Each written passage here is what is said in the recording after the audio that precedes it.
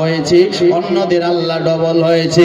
আল্লাহ আমিও চাই আমার যেন এক হয়, অন্যদের যেন ডবল হয়। বিবি মনে মনে ভাবছে আমার আপনার স্বামী সত্যি ভালো হয়ে গেছে, দেখি তো কি চাইবে কি চাইবে। তার স্বামী বলছে আল্লাহ অন্যদের যেন ডবল হয়। আল্লাহ তুমি আমার একটা চোখ কানা করে দাও। সুবহানাল্লাহ। বুঝেছেন?